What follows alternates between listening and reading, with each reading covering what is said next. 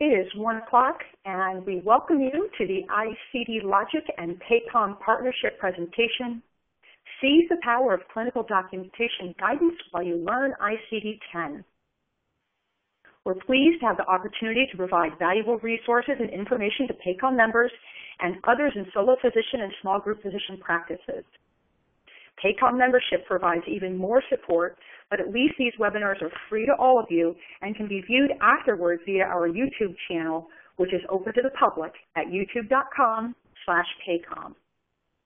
Attendees of today's live webinar broadcast will receive presentation slides in their registration email accounts after the webinar. We encourage use of the recorded webinar in conjunction with the slides, as the presenter's spoken points are significant and the slides alone do not include all of the information. See the left side of your screen for the chat box. Use that for your questions. You do not need to wait to ask them, but the speaker will likely answer them toward the close of the presentation. One CEU has been approved for this live webinar, hosted at 1 p.m. Eastern on February 18, 2015. Unfortunately, we cannot award CEUs for viewing the recorded version. That's all for general information and housekeeping. Now we can move on to the webinar. It is my pleasure and honor to introduce the first of two expert presenters for today's webinar. Monique Fayad is the CEO and co-founder of ICD Logic, a healthcare technology company focused on clinical documentation innovation. As former VP of e-products and business development at Elsevier Health Sciences, the world's largest healthcare publisher, she conceived, built, and launched three major information-driven healthcare solutions for clinical markets, including CardioSource and Oncology Stat. From 2010 through 2012, Monique directed corporate strategy and e-solution development for HC Pro, a leading U.S. healthcare regulatory information and education provider focusing on revenue cycle, clinical documentation improvement, and ICD-10 education. Monique has a degree in marketing cum laude from Chestnut Hill College and an MBA from Leonard N. Stern School of Business at NYU. Please join me in welcoming Monique Fayad, who will introduce her co-presenter, Dr. Wilbur Lowe. Great. Thank you so much for that great intro, Karen. Welcome to today's webinar aimed at showing physicians how they can learn ICD-10 today while they work and sharpen their clinical documentation skills at the same time. I'm Monique Fayad, the CEO and co-founder of ICD Logic. And before we begin, I'd like to introduce my esteemed colleague who's joining me for this webinar, Dr. Wilbur Lowe. Dr. Lowe is an educator, author, and lecturer in the field of clinical documentation improvement, also known as CDI. Dr. Lowe obtained his medical certification in pathology from Vanderbilt University Medical Center and his MD at the University of Toledo College of Medicine. Dr. Lowe is an AHIMA certified CDI professional and is currently an adjunct professor in the Health Information Management Department at Temple University in Philadelphia. He also chairs the CDI Advisory Board at ICD Logic and oversees CDI content development for our software tool, Cipher. Will? Thank you, thank you, Monique. Yes, I am Dr. Wilbur Lowe, a CDI educator and pathologist. Together, we'll connect the dots to help our audience understand the negative impacts of poorly coded patients and how easy it is to seize the power of good clinical documentation. And we'll demonstrate an innovative new software tool, Cipher by ICD Logic, that enables clinical documentation improvement while teaching ICD-10 concurrent with care. After the lecture and demo, we'll give you information on how to obtain your CEU credits and also explain how you can participate in a free trial aimed at helping physicians understand how affordable, easy, and fast workflow tools like Cipher can help make ICD-10 a non-event. So why don't we go ahead and get started? You should be seeing the agenda slide now. Right now, I'd like to begin the webinar by talking about some of the impacts of chronic illness in America. Then Dr. Lowe will present some case scenarios discussing the concept of severity of illness and review some startling research about the unintended consequences of poor documentation. Then he'll share his perspective on some of the root causes of poor clinical documentation. I'll wrap things up by showing you how you can use CDI software tools to maximum advantage. Discuss 4 chronic conditions. I'll take you through asthma, diabetes, chronic kidney disease, and a femur fracture. And then together, Dr. Lowe and I will present strategies to help sharpen clinical documentation skills in preparation for ICD-10. At the conclusion, we'll be pleased to answer any questions you may have. Before we begin, let's ground our discussion by looking at the size and demographic composition of the U.S. population. As of today, the U.S. population count is approximately 320 million people. Now, while this chart's from 2010, it helps you visualize the distribution of Americans by age category. And as you can see from the arrows on the right, and especially to the upper right, about 12.8% of the U.S. population is currently age 65 and older. Every 10 years, a tier of those 65 and older is growing larger.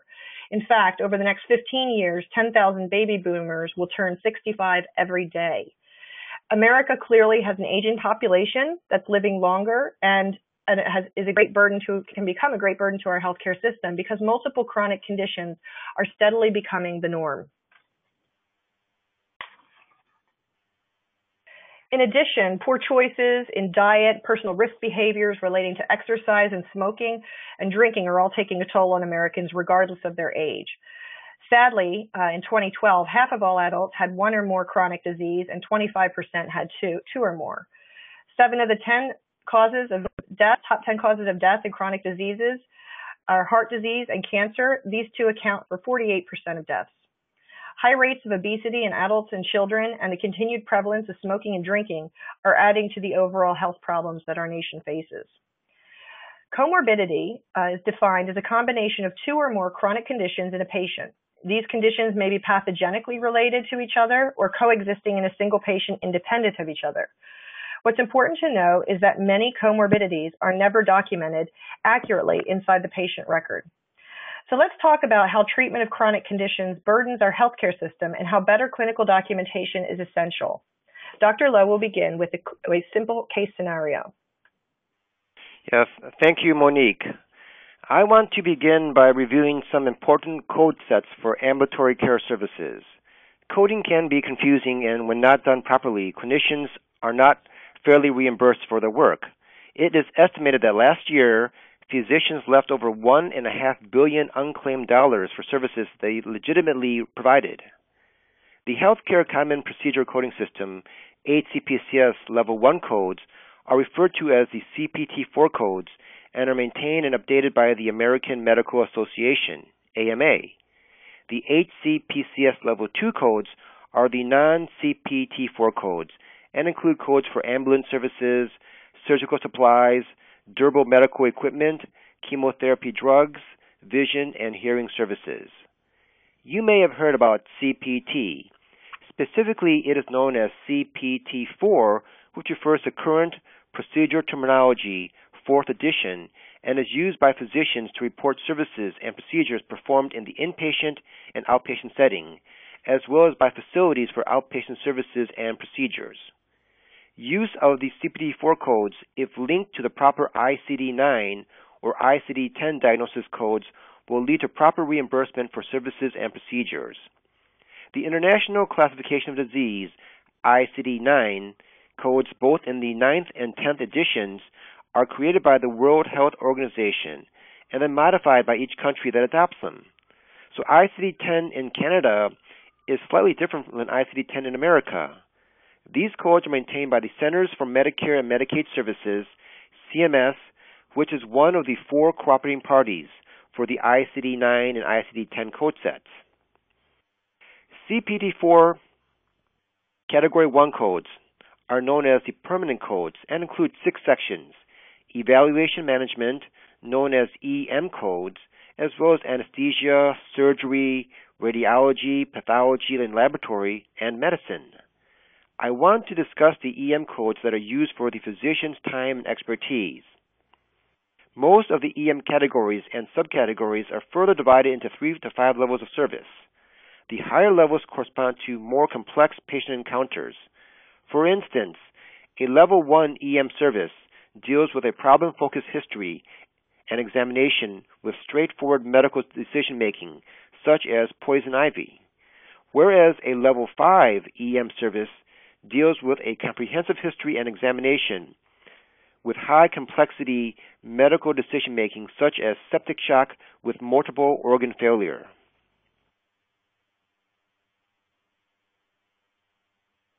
In this scenario, The physician performs an EKG and a series of lab tests to rule out an acute myocardial infarction, but makes an entry of chest pain instead of acute myocardial infarction in the patient's record. If the physician does not respond to a coding query, the coder must assign the diagnosis code for chest pain. According to inpatient coding guidelines, an acute myocardial infarction is a major complication and comorbidity, MCC, which means that it will be assigned a higher severity of illness score and require increased utilization of resources, leading to increased reimbursement for the facility, whereas chest pain will result in lower reimbursement that does not reflect the utilization of resources. According to the Healthcare Cost and Utilization Project from the Agency for Healthcare Research and Quality, AHRQ, the median hospital cost to treat an acute myocardial infarction averages around $19,000, compared to about $4,800 for chest pain. This is the hospital cost, not the actual amount paid by the third-party payer, which is even more striking. Also, this does not include the physician's fees. In the previous slide, I discussed EM codes for CPT-4 coding. In this scenario, the provider reimbursement for a Level 2 inpatient EM consultation is $78 for chest pain, compared to a Level 5 inpatient EM consultation of $208 for an acute myocardial infarction. Clearly, incomplete or improper documentation can adversely impact treatment and reimbursement for facilities and providers. Clinicians rely on information to provide proper treatment. If information is missing in a patient's medical record, the clinician will be required to waste precious time to locate the information. This may affect the quality of patient care.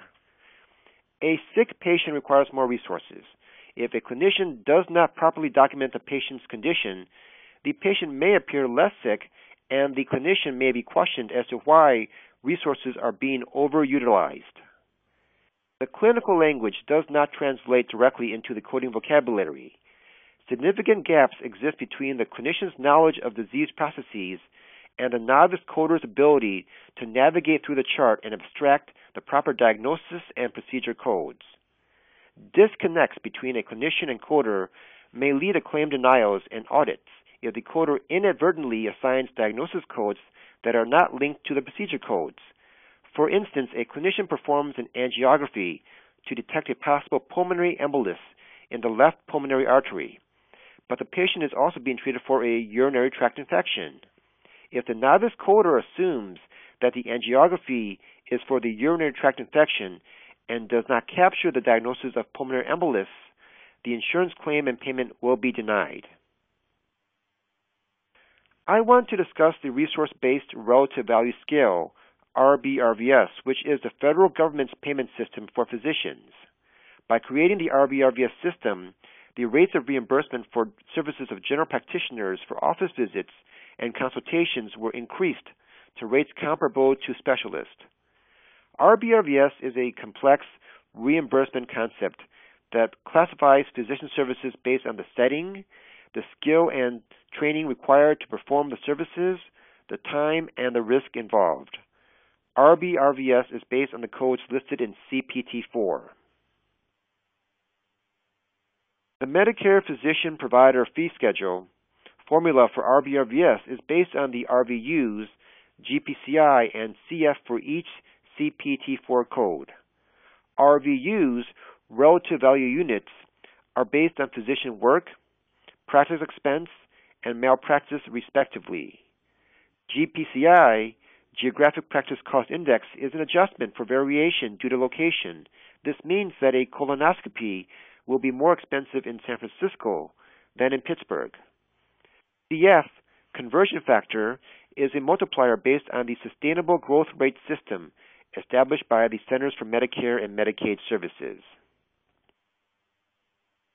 In short, complex CPT-4 procedures will have higher values of RVUs and GPCI. Multiplying these values by the conversion factor will lead to increased physician reimbursement. The ICD-9 and ICD-10 diagnosis codes will justify the medical necessity of the CPT-4 procedure codes and will result in appropriate reimbursement for the physician. Assume that a physician performs an extracorporeal shock wave lithotripsy, in which powerful shock waves are used to break apart kidney stones. If the physician makes a non-specific diagnosis of low back pain instead of kidney stones, the insurance company may deny payment because the diagnosis of low back pain did not justify the use of the lithotripsy procedure. Low back pain is treated with analgesics or muscle relaxants, not a major lithotripsy procedure.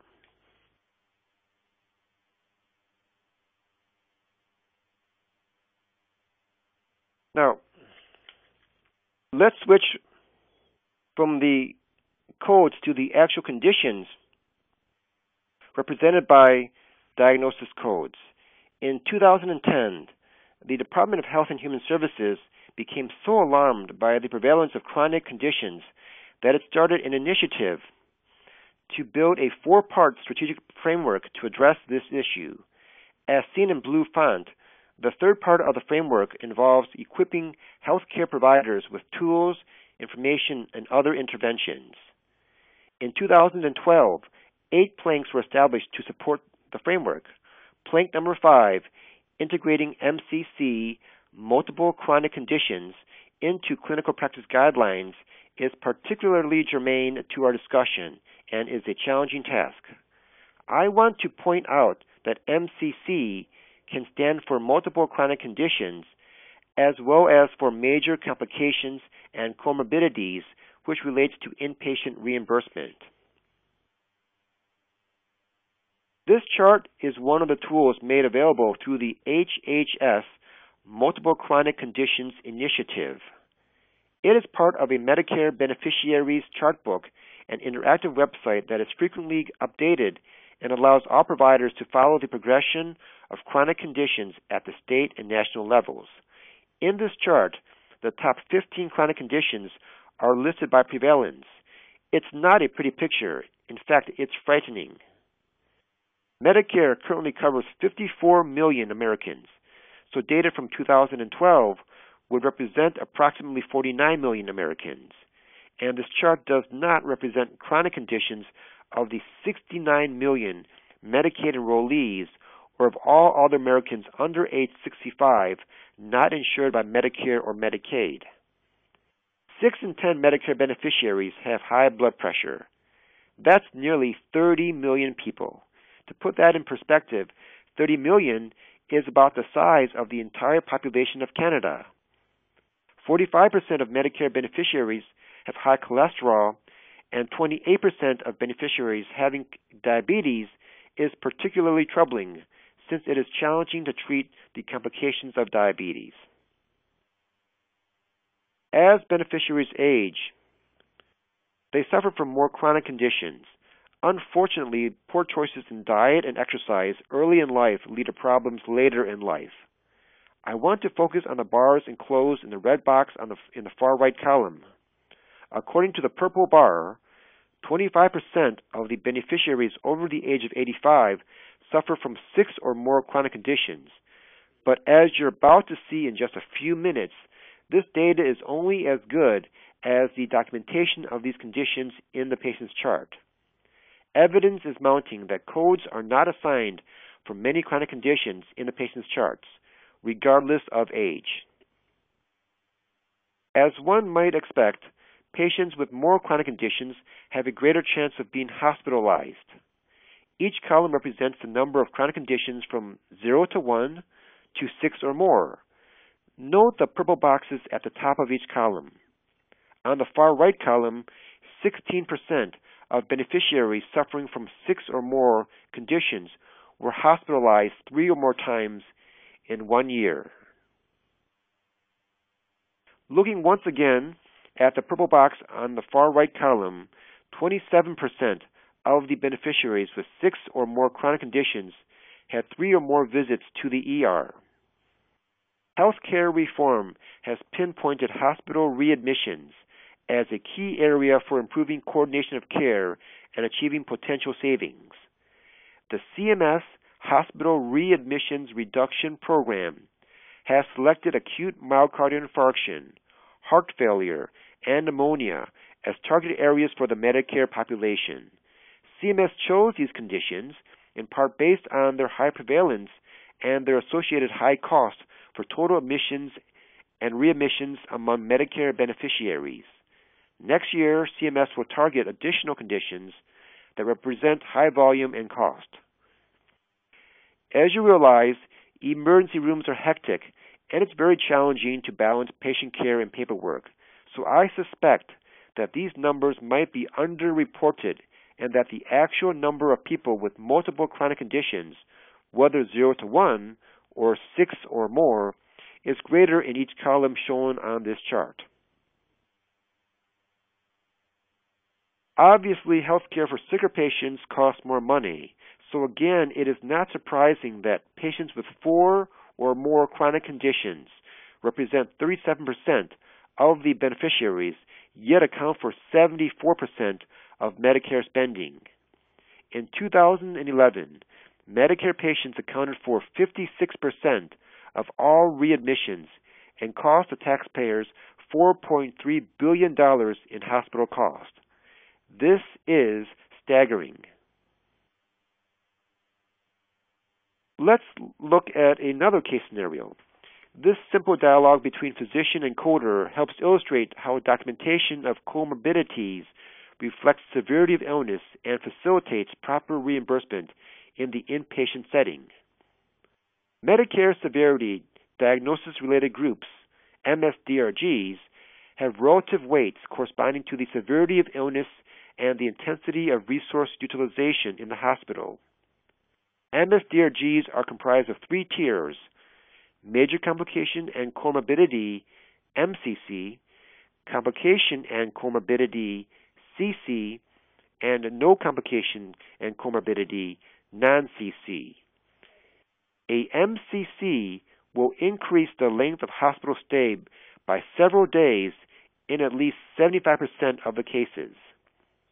DRG 682, a patient with renal failure with a MCC, is estimated to utilize 3 times as many resources as DRG 684, a patient with renal failure with no MCC. Beyond reimbursement, documentation of complications and comorbidities helps to present a more accurate picture of population health management. Physicians are not that different from other workers when it comes to on-the-job paperwork. For many years, there were no standards governing physician notes in the patient chart or the documentation of chronic conditions and comorbidities. This led to a wide variation in the quality of physician notes. Even as our work becomes computerized, there are thousands of different EHR and practice management software programs, and each captures chronic conditions in a slightly different way. Numerous research studies show that problem lists can be an Achilles heel for many software vendors. I wasn't surprised by the charts that I'm about to share with you next, but I certainly was shocked to see the pivotal role played by good documentation in quality patient care and better allocation of healthcare resources. In a quest to better understand the scale and implications of uncoded patients, a team of researchers at Humedica, a data mining company now owned by Optum, sifted through data from over 4 million actively treated patients who had evidence of major chronic conditions, but who did not have any corresponding diagnosis codes on their claims or EHR problem list. Based on evidence from lab results, progress notes, clinical outcomes, and prescribed medications, Humedica determined that 37% of patients with evidence of diabetes, congestive heart failure, coronary artery disease, hypertension, or dyslipidemia were not assigned diagnosis codes for one or more of these conditions. That sure caught my attention. In other words, approximately 17% of the patients in a typical medical practice are uncoded for at least one major chronic condition. If a medical practice serves 500,000 patients, about 83,000 patients are not assigned a diagnosis codes for one or more chronic conditions. These findings appeared in the September 2013 issue of The Collaborative, a newsletter published by Humedica. These patients were described as relatively sick, with nearly half showing evidence of more than one chronic condition. As you might expect, uncoded patients typically have lower rates of utilization of health care, regardless of condition. The Humedica article suggests the rate of primary care utilization, which are PCP visits, for uncoded patients can be as much as 73% lower, as illustrated by this chart, for diabetes patients. In fact, ambulatory visits at all evaluation and management levels, especially level 4 and 5 visits, are lower. Notice on the right-hand portion of the chart that acute care utilization among diabetic patients is higher. Uncoded patients have 30% more emergency room visits and 45% more inpatient visits, with 33% more average length of inpatient stays. This data suggests that a significant opportunity exists to identify uncoded patients to reverse the pattern of utilization of acute care and to shift toward the utilization of proactive ambulatory care, which is focused on preventive care and is less expensive. In this chart, Humedica followed newly coded patients along with a cohort of always coded and never coded patients for 1 year. They found dramatic improvements when previously uncoded patients became newly coded across the following chronic diseases: diabetes, congestive heart failure, hypertension, dyslipidemia, which means elevated cholesterol, and coronary artery disease. As you may recall from a previous chart, hypertension has a prevalence of 58% with respect to chronic conditions among Medicare beneficiaries. In this study, 68% of hypertensive patients newly coded experienced clinical improvement versus 50% for those always coded and 52% for those never coded. Just imagine how we could improve patient health and decrease resource burdens if these diseases were coded 100% of the time. I spoke earlier about the serious complications of diabetes, which can affect multiple organs and lead to heart disease, stroke, kidney failure, blindness, amputation, and conditions affecting the quality of life. This study showed that for newly coded diabetic patients, the clinical improvements were across many different measures, including lipids, A1C, and systolic and diastolic blood pressure.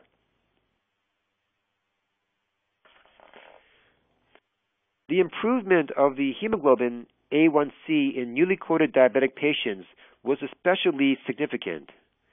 The A1C test measures the percentage of glycosylated hemoglobin, which means hemoglobin that is coated with sugar. Hemoglobin is a protein in red blood cells that carries oxygen. The higher A1C levels are correlated with poorer blood sugar control and higher risk of diabetes complications. Why was there such a significant improvement in newly coded diabetic patients? Here's what the authors had to say. In year 1, utilization increased for all types of clinical services. Annual outpatient visits per patient increased from 2 to nearly 6, the same rate seen in patients that had always been coded. The PCP visit rate nearly doubled, and the rate at which they saw endocrinologists and cardiologists more than doubled. There were also increases in ER and inpatient visits. This widespread increase in utilization likely occurs as patients become more integrated into the health system or practice, and their level of care is right-sized relative to their need. In contrast, utilization decreased across the board for uncoded diabetes patients. Their use of the health system was low to start with, and it decreased further. Now that we've seen some evidence concerning uncoded patients who become newly coded, let's take a moment to discuss the reasons why physicians don't always provide adequate documentation. But first, let me use a third scenario to compare good versus bad documentation of comorbidities. Consider these two examples of documentation for the same patient with asthma. At first glance, the upper caption appears smaller than the lower caption, which suggests that it may be missing some vital information due to incomplete documentation. Upon closer examination, the lower caption indicates that the patient had status asthmaticus, as opposed to an asthma attack described in the upper caption. Status asthmaticus is a complication and comorbidity, CC, and requires increased utilization of resources and will lead to increased reimbursement for the facility.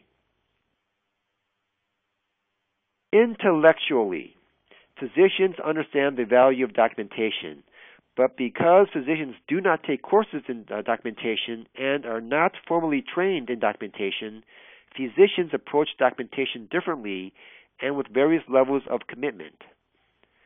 Second, it's hard to engage physicians and gain commitment if documentation is not part of the ingrained workflow, especially if it's not well understood and remains an enigma. Increased paperwork requires physicians to see more patients in less time just to keep pace with cuts in reimbursement. Physician productivity plummeted with the adoption of the electronic health records, and many physicians are just plain burned out. Fourth is the antiquated query system.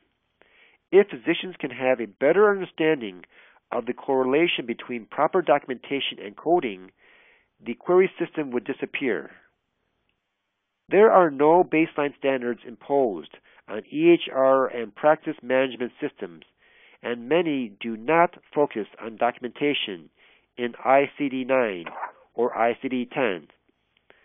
After 30 years, many providers have memorized the ICD codes most relevant to their patient population, and the media and special interest groups have done an injustice by inaccurately portraying ICD-10 and striking fear in the physicians' minds. Actually, ICD-10 is an intuitive code set with specificity that is aligned with evidence-based clinical guidelines. At this point, I want to turn it over to Monique.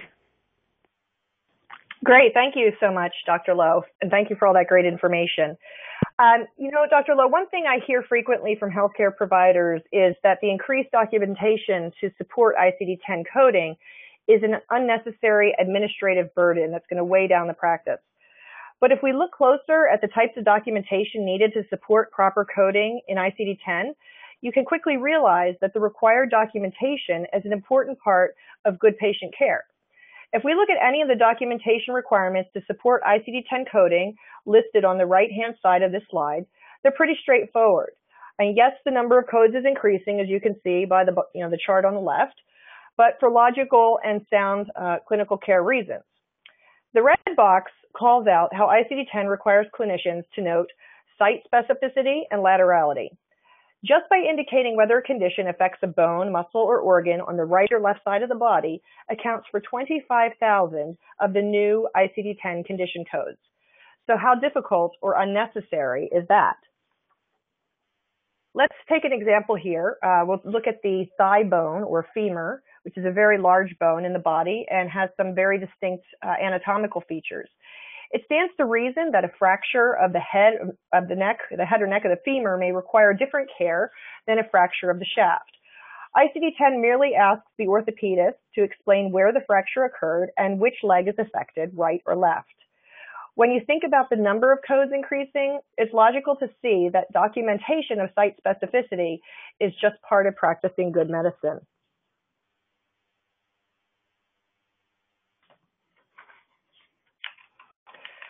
We can also look at some of these examples that have to do with etiology and medical manifestations.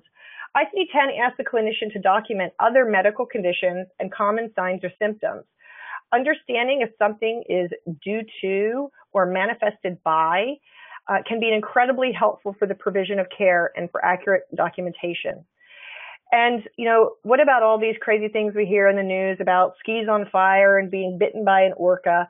Well, many people would be surprised to learn that many of those same codes and descriptions are included in ICD-10 today. There's a funny cartoon that Relay Health put together, and sometimes I chuckle at it because people always seem to characterize ICD-10 as a coding problem. At ICD Logic, we believe fundamentally that ICD-10 is a documentation challenge, and it doesn't matter if ICD-10 happens this October or next October or whenever. The time to do a better job of documenting is now, even in ICD-9, which you could see in that Humedica study. And now, today, in 2015, there are so many tools available to help everyone sharpen their documentation skills more easily.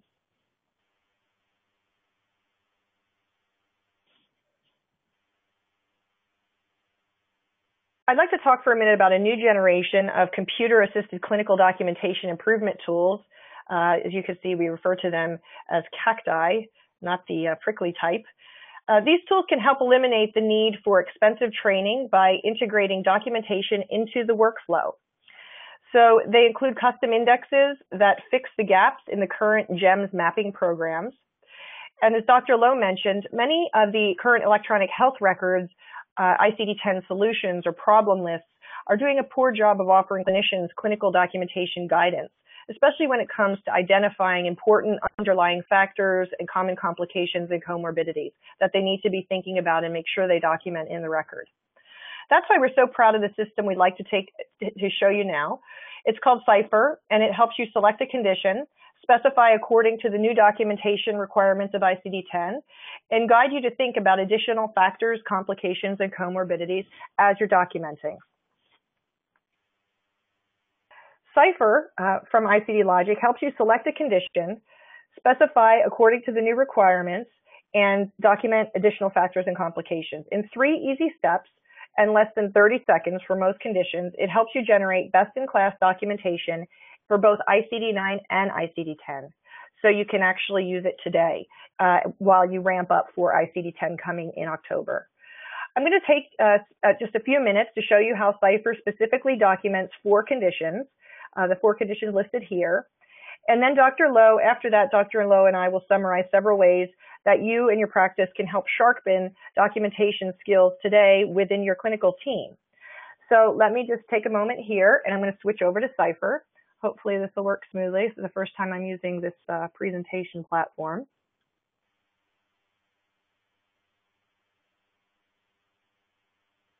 So I'm now logging into Cipher. Cipher is a cloud-based system. Anyone with internet access can access it. And you should be seeing the home page right now, or the main login page for Cipher. So as you can see, just want to say a couple things before I dive into these documentation examples. The site design is very clean and easy to use. The program was designed to be easy to learn and use for clinicians, coders, and anybody in the administrative setting or clinical setting.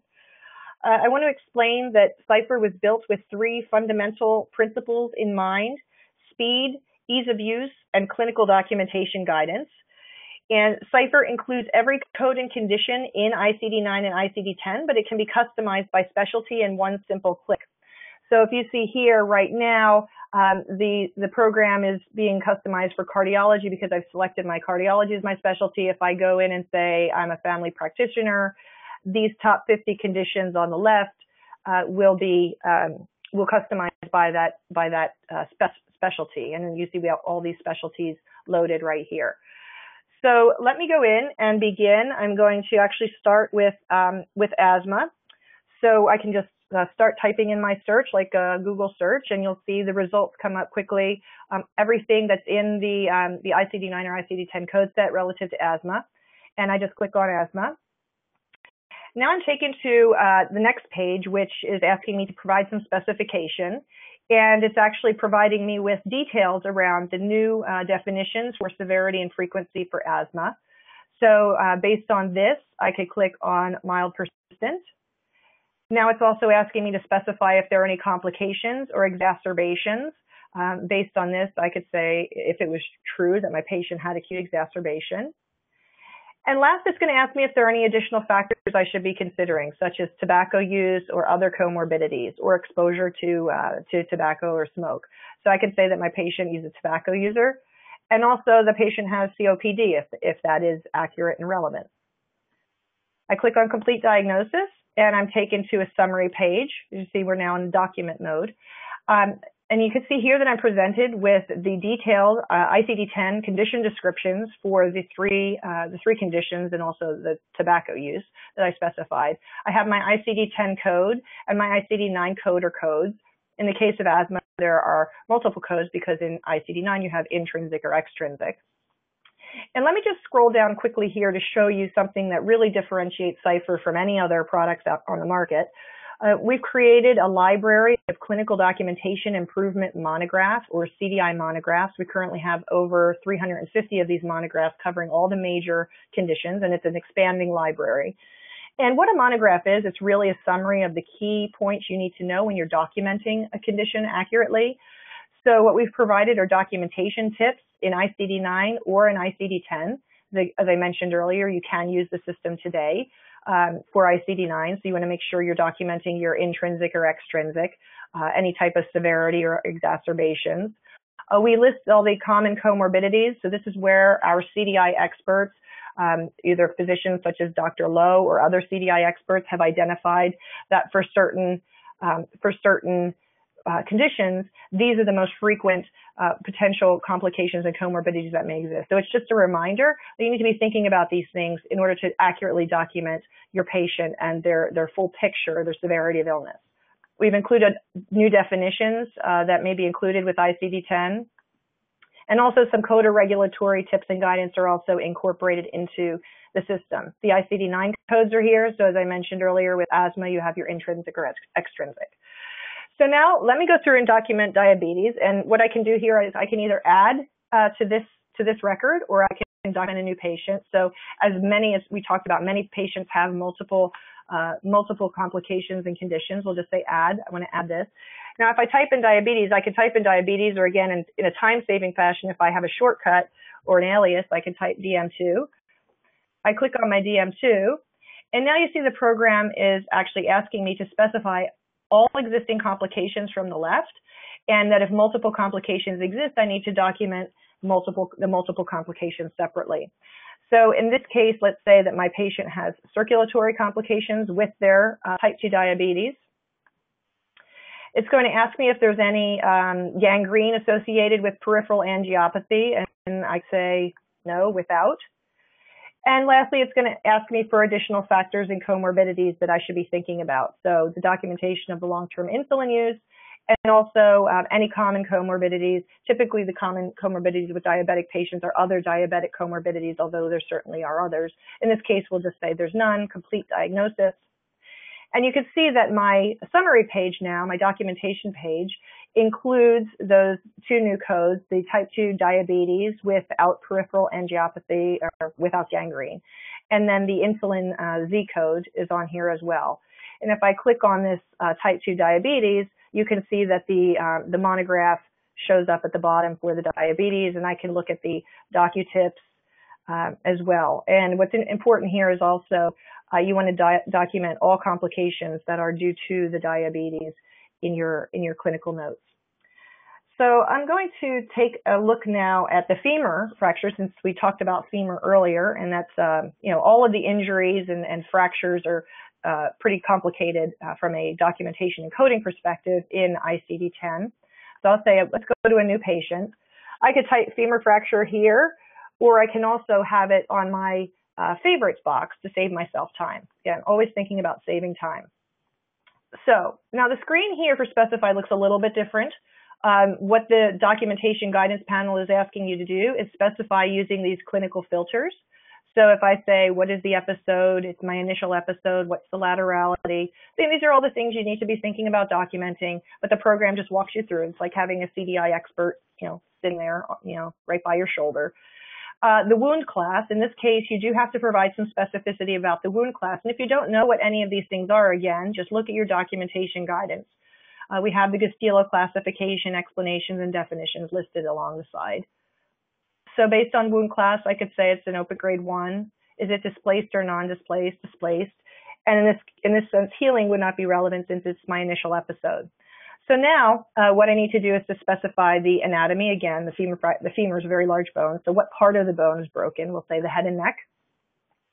We do have to provide some more specification around what part of the head and neck, because even the head and neck is pretty large. So we'll say it's the base of the neck.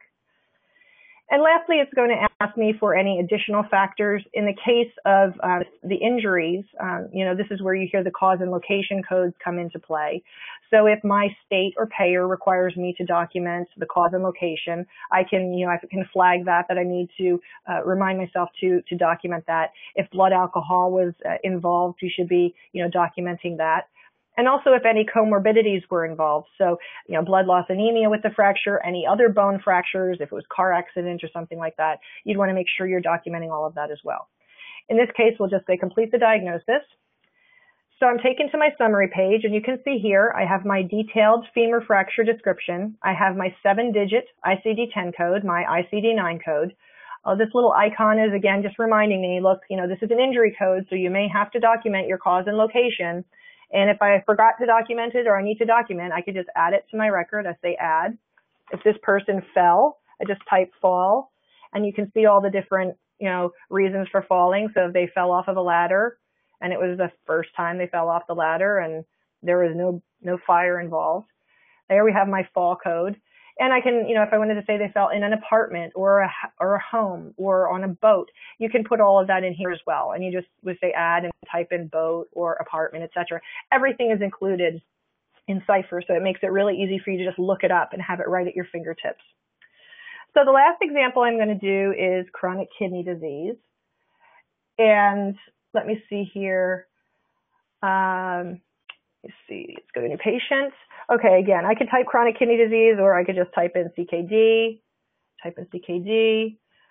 What it's doing now is it's telling you to specify if the chronic kidney disease is due to another underlying cause. So you got to think about that. Is it due to heart failure? Is it due to diabetes or some other problem that the person had? You should be documenting that. Now also the stage. Is it stage 1, 2, 3, or 4? You have your definitions here. We could say it's stage 2 mild. Now again, it's just giving you some prompts here about thinking about underlying causes. If those are relevant, you should be documenting that.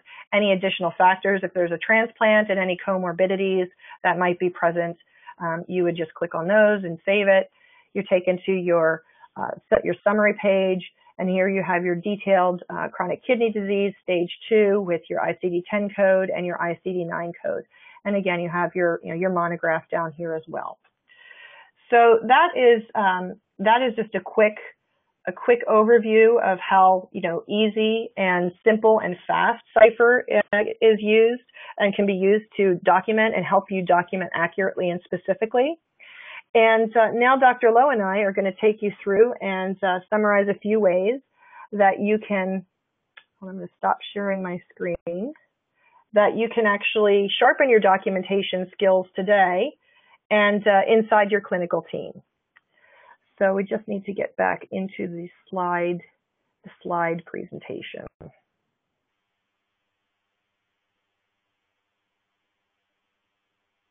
Karen, I'm not seeing the slides. I'm on it. Monique, there are a number of questions about Cipher. You might want to keep Cipher up for a moment and answer those questions that have been sent to you. Sure. Let me take a look here on the panel.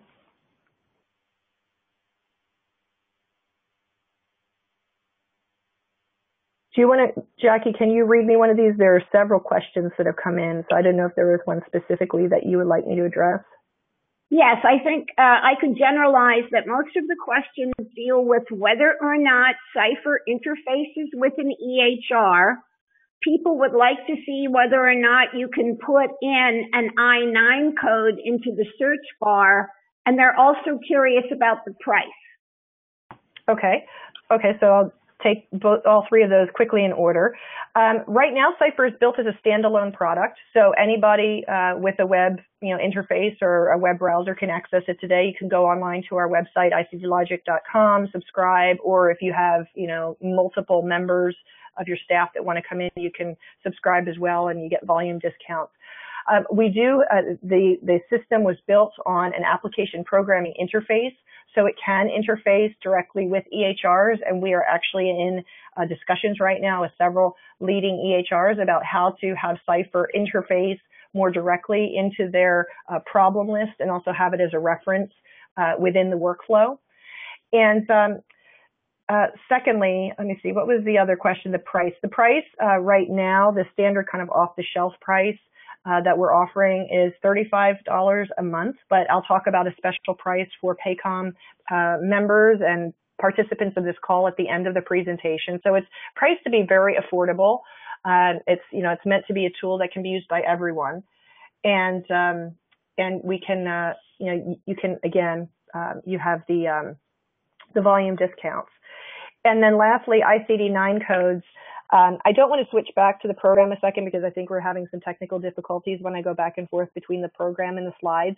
But the system, you can enter in an ICD-9 code as well into that search bar. And what's interesting is it will guide you through. You may have an ICD-9 code memorized in ICD-9, like something like 585.6 for chronic kidney disease. If I typed 585.6 into that search bar, it would guide me through that those same steps that we saw for chronic kidney disease and take me through the detail that I needed to get to a detailed ICD-10 code.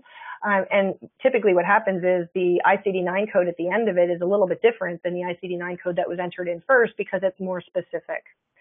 So that answers those three questions. We did spend a lot of time with the delay of ICD-10 to incorporate the ICD-9 docu-tips, the ICD-9 lookup functionality.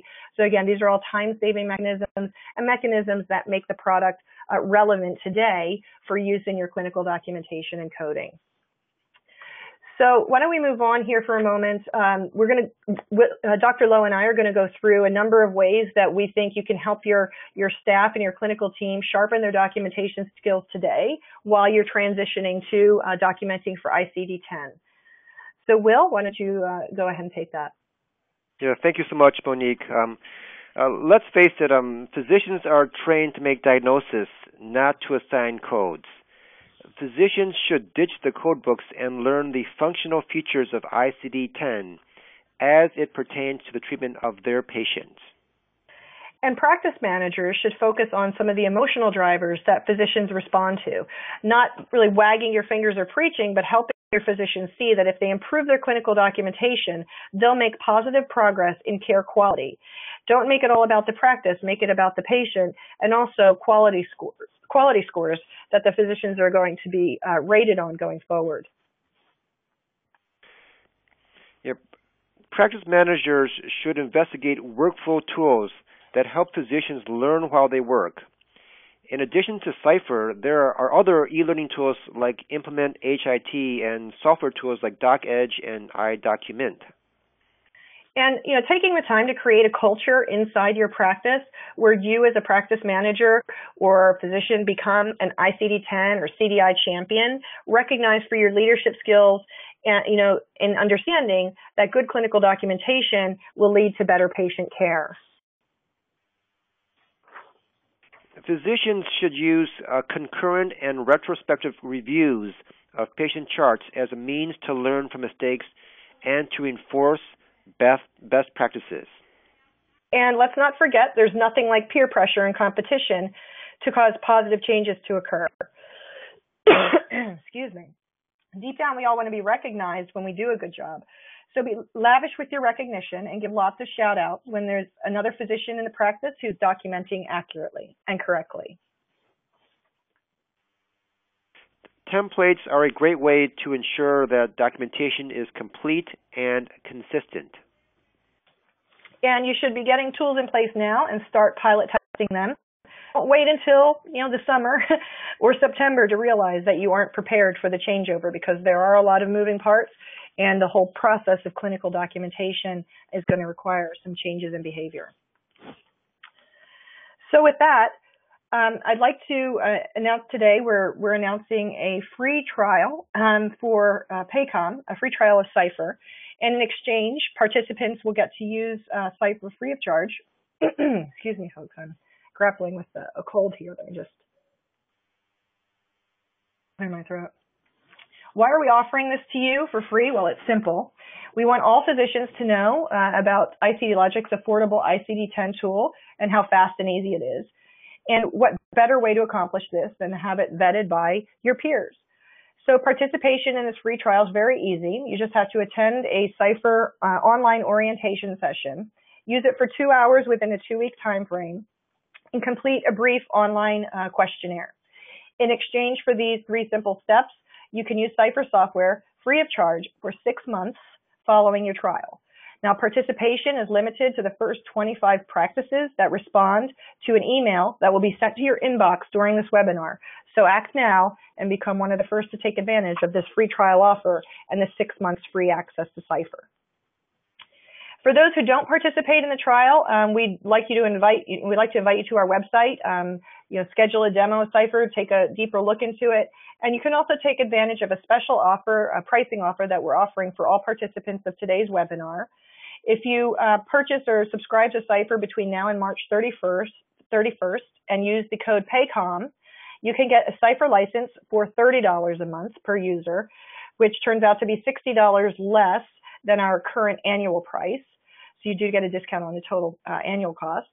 Cipher comes with a money-back guarantee, so if you're not satisfied, you can notify us within writing within 30 days of activation, and we'll refund your subscription fee and cancel your subscription. We thank you for listening, and now we'd be happy to answer any questions that you might have. So let's see if there are any additional questions here. I will check. I have one question that says, can you use Dragon with Cipher? So right now, Cipher is not integrated with Dragon software. We are looking at that because we've heard several physicians request to have the voice recognition incorporated into Cipher, but currently we do not have Cipher integrated with Dragon. But that's something that we do want to address going forward. Another question again is, does the program link to an EHR or is it a standalone?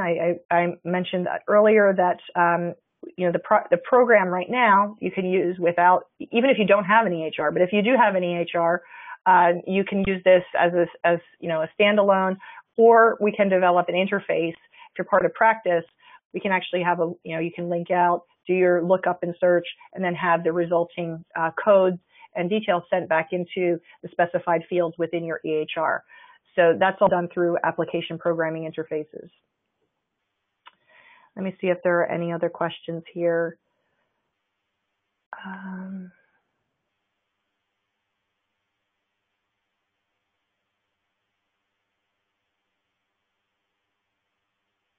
Will there be an iPhone app? So right now, Cipher is built with responsive design, so it can be used on a computer, a laptop, a tablet. It can also be used on a mobile phone. But the small phone device is not optimized for Cipher because of when you saw those panels of documentation guidance. So we're working on a native mobile app right now for Cipher, but you can use it on an iPad. It looks beautiful on an iPad or an iPad mini. Let's see another question. $35 a month and multiple providers in our office can use. $35 per month is the price per subscriber. So if you have multiple docs or users in your office, you would need to have individual, subscriptions for each user. And the reason for that is that, as you saw when I logged in, it recognizes that it's me. I can customize my favorites. I can customize aliases. It saves all of my activities. So someone can actually come in and look, administrators can look at what's happening and how people are using Cipher. On the back end, there are reports that I didn't even go into. So if you want to use it as a training to make sure people are using it in training and coding properly, you can use it as a way to measure that and do remediation. Someone asked, what are the other tools again? As Dr. Lowe mentioned, there are a few other tools similar to Cipher, but none of them incorporate the clinical documentation improvement monographs that we've developed. One of them is called iDocument, and then Implement HIT is more of an e-learning. It's a very effective e-learning platform that delivers ICD-10 learning and documentation learning in bite-sized chunks by your specialty. So that's also a useful tool to know about. Question, how do you suggest this fits into the workflow of the practice? Well, there's a couple ways that it can fit in. And again, if the physician wants to use it to ensure that they're documenting accurately and specifically at the point of care, they can actually have it on an iPad or on a computer screen, and they can toggle between their EHR and this while they're in the problem, assigning the problem or doing their clinical note. It can also be used if they, after hours, if they're doing their documentation in more detail. And they want to make sure that they're including everything they need to include to ensure that the coder or themselves can assign the most specific code and ensure accurate reimbursement. And also coders can use it downstream when they're trying to assign codes to a clinical record. And they can also use it as a tool to provide a targeted query, because you can actually see the clinical decision steps that a user took when they were assigning a certain code. And if there's some kind of if there's a difference between the clinical record and the code assigned, you can go back and say, you have a question specifically about that, if it's laterality or some type of fracture specificity. Let's see. I think we're nearing the end of our session. It is 2:02, so we are going to wrap it up. And just to remind you, as was mentioned in the beginning of this session, you can get your CEUs if you have attended the live session. This session will be available for recording, and we will also be emailing the slides to all of the attendees who participated in today's session. Thank you so much to Dr. Wilbur-Lowe and to Monique Syed, and especially to everybody in attendance. We know your day is already busy, and we're thrilled to have such a high turnout of folks who recognize the value of information. Being informed and having access to resources makes all the difference for you, your practice, and your patient community.